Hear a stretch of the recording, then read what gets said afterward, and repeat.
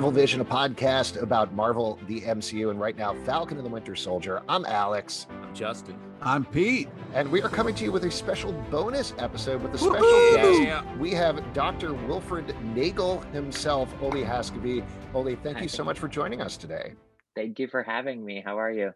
Oh, so good. So this is a big deal, being on a Marvel show. I'm not sure if you're aware. Yeah, do you know what's going on? It's great. The answer is I don't really know what's going on. I mean, I'm only becoming aware of what a big deal it is. Well, so talk about this a little bit, because the Marvel actors always like to go on talk shows and say, oh, we can't talk about what's going on. There's so much secrecy about it. Mm-hmm. You're coming in as this guest character for this episode. What is the secrecy level like for that? Is it more? Is it less? Is it about the same?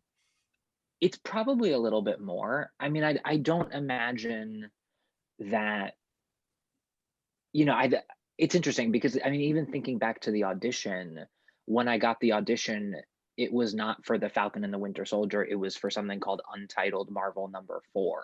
Wow. I don't know that was the exact number. So, okay. Maybe someone will write in and say that I'm wrong about that. But so from the drop, I mean, it was incredibly secretive. The audition scene was a version of what you see in the show, but with all the specific details taken out. Names were changed. Wow. And then I got the job and still didn't know what the job was. And I assumed, as soon as I got the job, I Googled to, see what Marvel things were happening, which things were in production. And I assumed that it was WandaVision, right, because Matt Shakman, who directed WandaVision, he runs the Geffen Playhouse in Los Angeles. And over the years, I do a lot of theater, and over the years, I've almost done a couple plays there. And so my brain immediately assumed, oh, I auditioned for his show, my tape crossed his desk, and he went, oh, I know who that guy is. Yeah, fine. And it wasn't until I got my official script pages a couple days later that I responded to whoever said the pages. And I just said, can you tell me what show this is? Can you tell me anything about any of this? And they sent a very nice email back that said, it's the Falcon and the Winter Soldier, right? Exactly. No, I can't tell you. Thank you for your interest, but no. No, I mean, and they sent back a very nice email that said, this is the title, this is the code name, it's being directed by Kari Skogland. That's when I got the rundown, but it was not immediate. And so the whole thing from the very beginning was shrouded in a lot of mystery. This is so crazy, because it's like you hear these actors talk and it's almost like they get bagged and tagged and they wake up on set and then they're like, read this, and it's all redacted. Like, is it hard to act when you don't really have any kind of like ground to be like, oh, okay, I understand what's happening or where I am? I mean, I think that luckily in this particular scenario, that scene, the Dr. Wilfred Nagel sequence, that did, the actual text of that did tell me everything I needed to know. Okay. Cool. Yeah, I mean, and he does a good job of saying, hey, here's who I am and here's what I've been up to lately. Good check. Totally. And I also think that, so much of being an actor is just deciding that whatever is happening is what should be happening. And so if I get a full script with a ton, and every once in a while on a certain kind of project, they'll send a research packet or they'll send references, and you sort of go, oh, great, I'll dig into all of that. And then sometimes you get no information and you go, okay, this is what I got, and I'll do the best I can. And there is something a little freeing about that, actually, not having to sort of hold the entire scope of it in your work. And I also trusted, I mean, the people that work on this show are so extraordinary on so many levels that I did feel like I could trust that if I needed to know something, or if I had, if there were holes in my work in some way and someone needed to say, this is actually about this and this and this, I trusted that between all of those wonderful people, someone would tell me what was going on. I think we need to get a supercut of all of the fake audition scenes that all of the actors in all these shows. So whatever, like you're auditioning for a romantic comedy set in space, and then suddenly it's like, no, I'm in Guardians of the Galaxy. Oh, like I want to see that show. And you know what's also really funny is that when I auditioned for it, the role didn't have a name, obviously, and it just said doctor.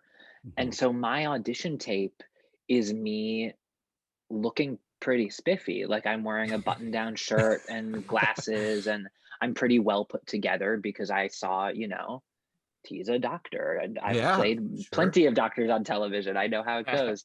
And I think it speaks to how wonderful those people are, actually, that they saw something in that tape and went, that's the person we want, and we can envision what that would be, looking a little different, feeling a little different. Not everyone has that much imagination. Yeah. Well, they looked at you and they're like, take his hair and go like this. Totally. Yeah.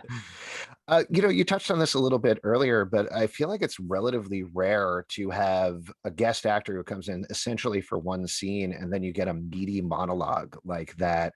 What was that experience like, coming on set and then being like, all right, I'm going to just lay all this information out to everybody? Sure. You know, I mean, I've done a pretty good amount of that in other jobs. I feel like I'm often saddled with a good amount of exposition and jargon and all of these things. I was definitely a little intimidated by it. I didn't have the real script pages for that long before we shot. I probably had them for 5 or 6 days, but not that long. And we actually shot that sequence for 3 or 4 days all told. Oh wow. Which felt like a real luxury, because a lot of other TV shows and films would sort of go, it's one location, we'll just slam through it in a day. Yeah, it's truly. And I will say, I mean, this is bragging slightly, but we did finish a day early because we all were on top of it, which felt really good. Early. It felt really nice to go, oh, this was budgeted on the schedule for X amount of days, and look at us now. But there was a lot of me, you know, one thing that is helpful for my memorization, for whatever reason, is to physicalize it as I'm memorizing it. I think because then your body is doing 2 things at once. For some reason that sinks in deeper for me. So there was a lot of me walking around my hotel, holding my script pages and just like quietly mumbling to myself these speeches, because I mean the biggest thing, like you said, about being a guest star is that you really don't want to feel like you're dropping the ball. You're well aware that you're coming into something. It's sort of like trying to like jump on a moving train as fast as you can and not attract any attention and not be the reason that there's a train, an unexpected stop or something. But and so I did sort of. Your character then threw a grenade over his shoulder and jumped off the train.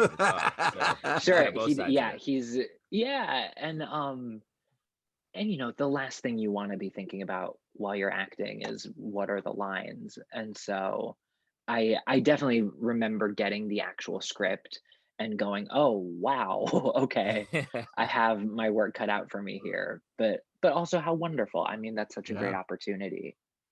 Given that Dr. Wilfred Nagel is a character from the comics, he's from Truth, Red, White, and Black. Once you finally did find out who the character was, did you go back and look at that at all? Or since he's relatively so different, did it not really matter?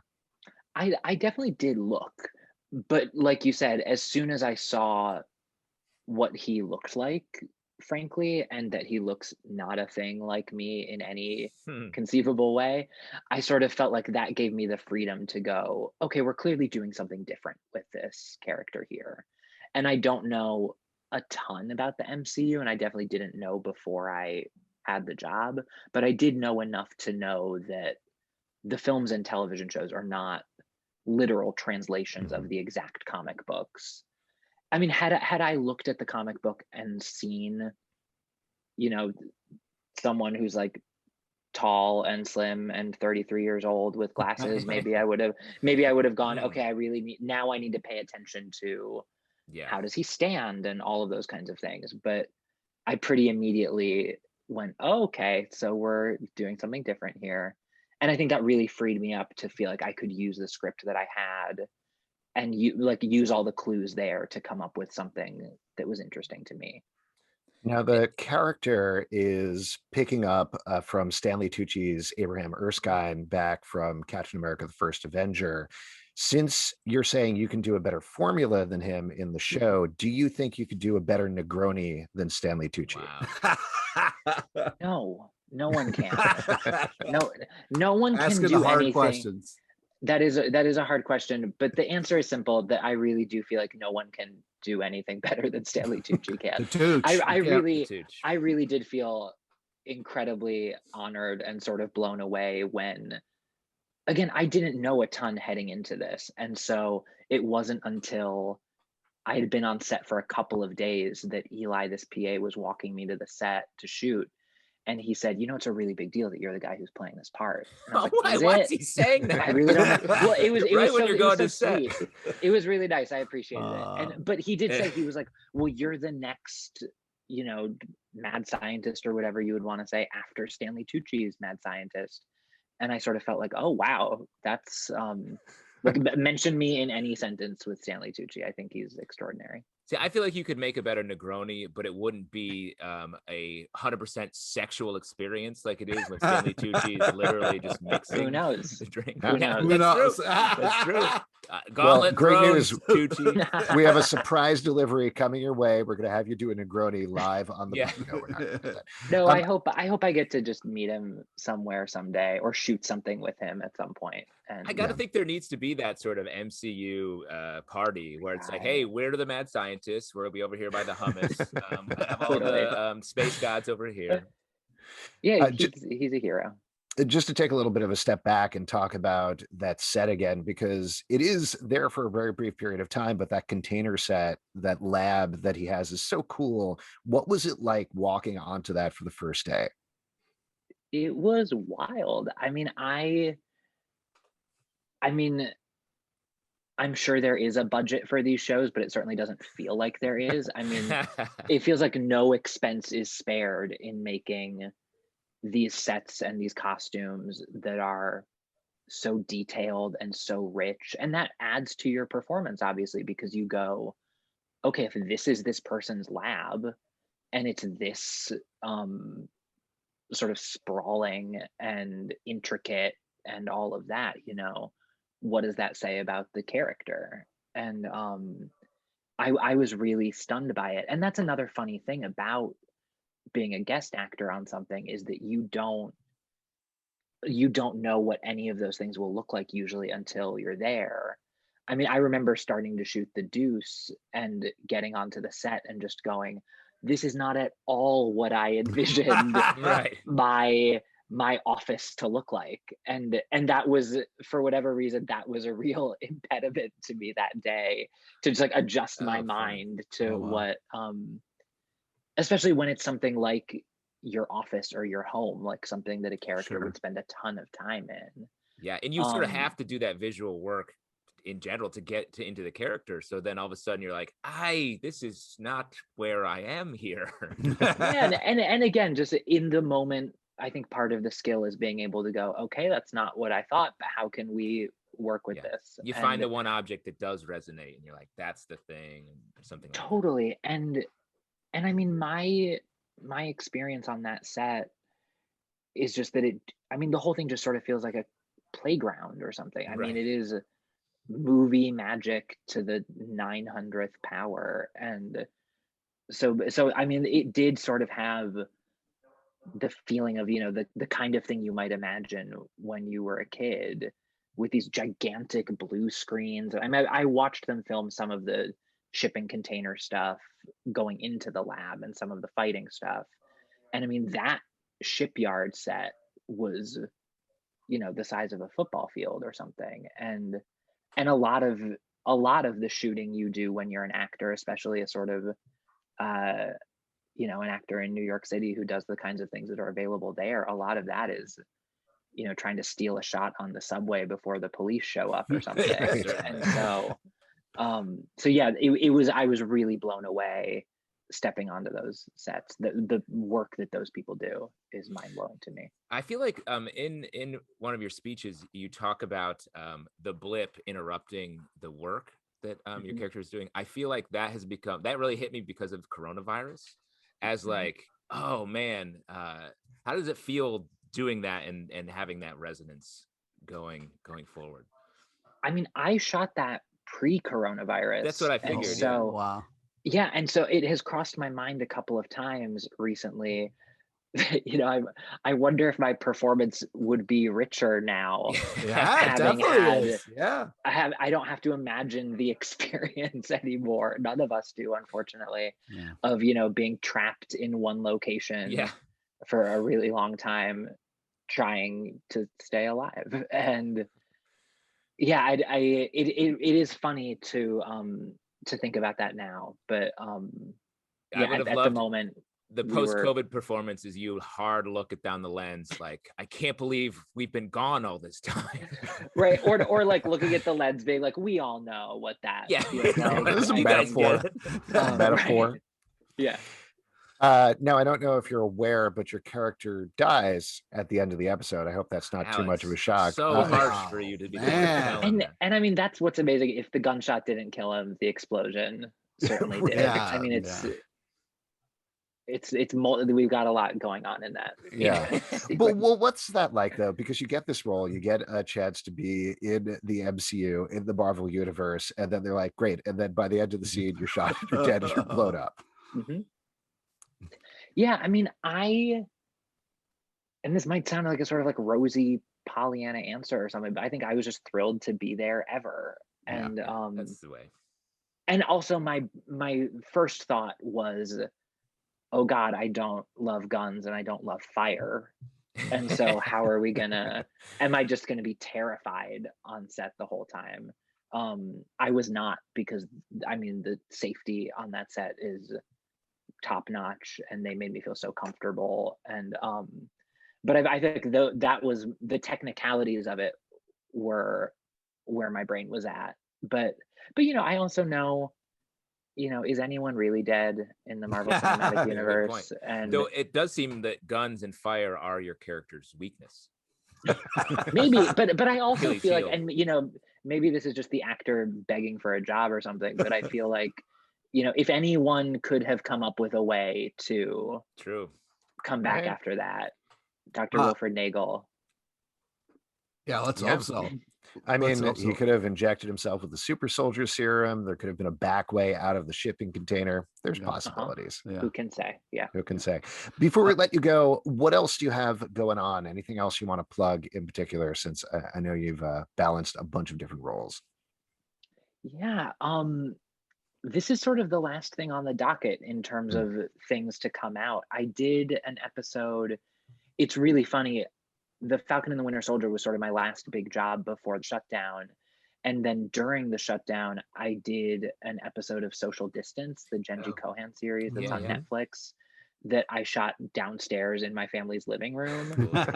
And it was funny to feel like going from the biggest possible thing you could imagine to me being the camera operator and the sound person and the lighting person and trying to act in this thing.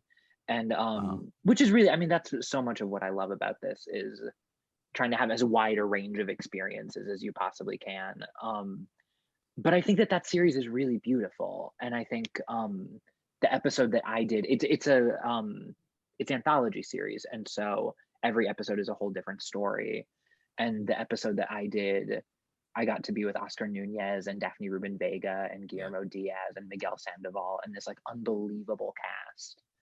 And if people are in the mood for something different, that's there for them. I'm really, really proud that I got to be a part of that one. Awesome. Olli, thank you so much for taking the time to chat with us. Thank you. Really appreciate it. Love the role. Love the episode. Thank you. For all of you listening out there, if you'd like to support us, patreon.com/comic book club. We do a live show every Tuesday night at 7 p.m. to Crowdcast and YouTube. Come hang out. We would love to chat with you about Falcon and the Winter Soldier. iTunes, Android, Spotify, Stitcher, or the app of your choice to subscribe and listen at Marvel Vision Pod on Twitter, Instagram, and Facebook. comicbookclublive.com for this podcast and more. Until next time, marvel you later.